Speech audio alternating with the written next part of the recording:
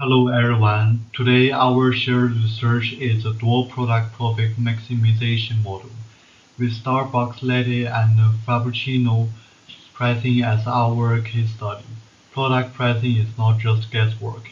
It is a mathematical optimization problem, especially for shops selling multiple substitutable goods.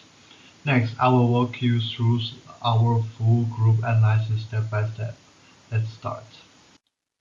Mamishi, I'm going to illustrate why pricing is essentially a mathematical problem, with Starbucks drinks as our practical business case. All businesses face a daily core question: how much should we price our products? If a store only sold one item, we only need basic calculus to find the maximum value of a single variable profit function. But real-life retail is more complicated.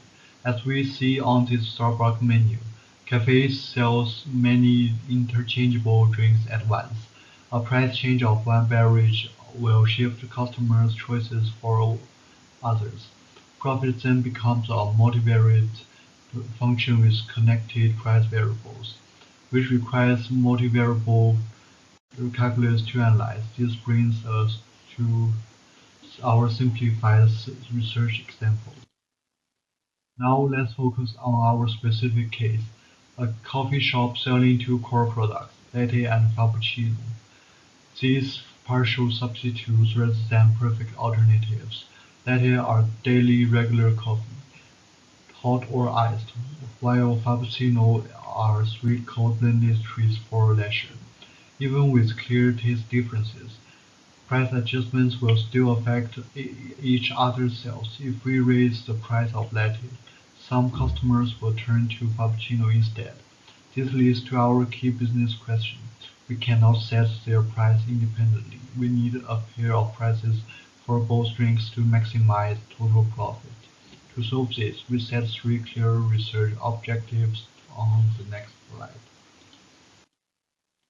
Our whole analysis is divided into three complete steps. First, we build a mathematical model to show the relationship between price, sales, and profit for both drinks, including cross-demand influence between the two products. Second, we use partial derivatives and critical points analysis for multivariable calculus. We calculate critical points and verify them to find the optimal price combination that maximizes overall profit, replacing random guesses with strict math calculations. Third, we translate our numerical results into practical business implications for coffee shop operation. We will also cover the limitations of the simplified model and propose feasible improvements to make it real market situation better. With this clear framework, we can move on to build and solve our profit optimization model next. Thanks for my teammate. I'm Zhu Junyu. My student ID is BSC 2509069. So now let's actually build a model. First, the variables. We use PL and PF for the price of latte and frappuccino. These two are what we're trying to decide. So they are our two independent variables. QL and QF are the daily sales of each drink, and pi is the total daily profit. Notice the right here, the problem is already different from what we usually do. We have two things to choose at the same time, not one. So actually, this is exactly why this becomes a multivariable problem. Next, we need to describe how sales respond to prices. Here are our two demand functions. Let me walk through the latter one. The 800 here at the front is the market size, roughly how many people would want a latte if it were free. The minus 40 PL term is just the law of demand. The expensive the latte gets, the fewer we sell. Nothing surprising. The most interesting part is the third term, plus 15 PF. It's positive. This is say that when Frappuccino gets more expensive, latte sales actually go up because some customers switch over. This is the substitution effect that my teammate has mentioned earlier. And this single term is what we connects the two products together. Without it, we just have to separate one variable problem. The Frappuccino equation works the same way, just with its own coefficient. And here is also a notice. These numbers are all assumed for demonstration. They are not real data from Starbucks. In practice, it estimates them from the sales records. Now we build the profit function. The logic is simple. Profit equals price minus cost times quantity summed over both products. Unit cost is 6 ringgit for latte and 8 ringgit for frappuccino. Then we substitute the two demand function in expand and combine like terms. I won't go through the algebra line by line. The full expansion is in appendix. But the result is this: a quadratic function in two variables. Both square terms are negative, and there's a closed term, 25 PLPF, which again reflects the interaction between the two products. At this point, something important has happened. The business questions how should we price two competing drinks has been fully translated into a pure math questions. Find the maximum of these two variable functions. And before we solve it, let's be upfront about the assumptions. This is what makes our problem solvable. The first one is linear demand. The second one, that unit costs are constant. The third one, competitors don't react. For one, no seasonality, and prices can take any value. This keeps the model solvable. And my teammate will come back to discuss what we lose by making them. So with the model set up, the question is now, how do we actually find the maximum? That's over to my teammate. Thank you. Now, this is conclusion part. Junyu already gave us the profit function, pi of PL and PF. Next step, it is partial derivative. What is partial derivative? Simple. We fix one variable, look at the other one only. So we fix PL, look at PF only. This is called partial pi over partial PF. Rules are the same as normal derivative. Minus 14PL squared becomes minus 18PL. 25PL/PF, we treat PF as a constant, so it becomes 25PF. And 916PL just becomes 916. Same way for PF, we get the second equation, so now we have two partial derivatives. They show how profit changes in each direction. So, what's the condition for maximum?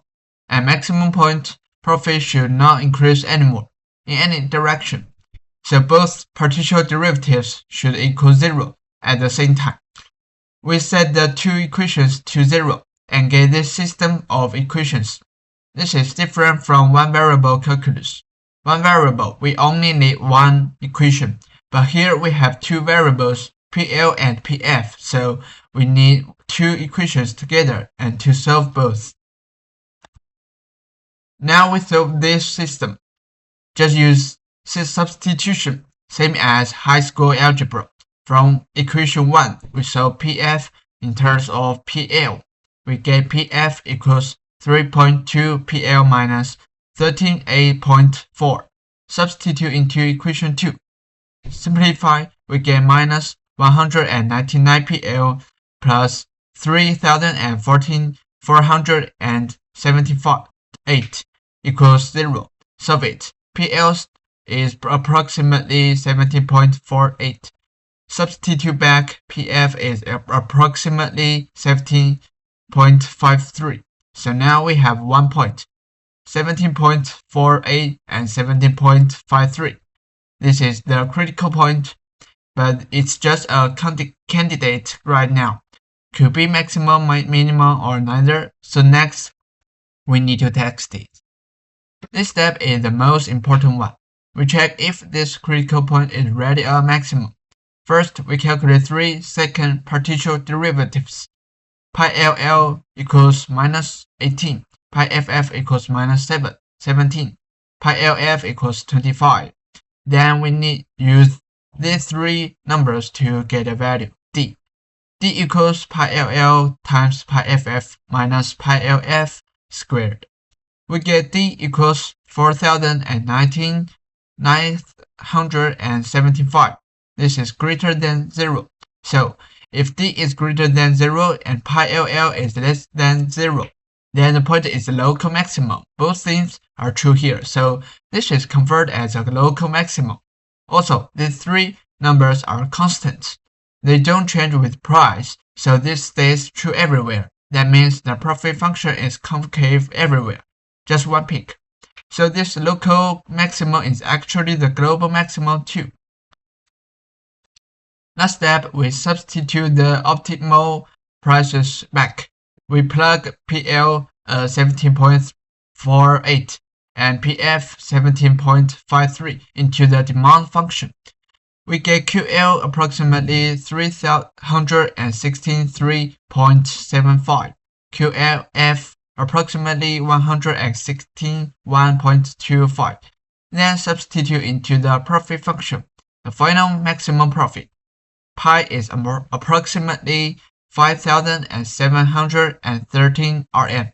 So basically, when latte is priced about 17.48 Rm and Frappuccino about 17.53 Rm, the coffee shop gets its highest daily price around 5,713 Rm.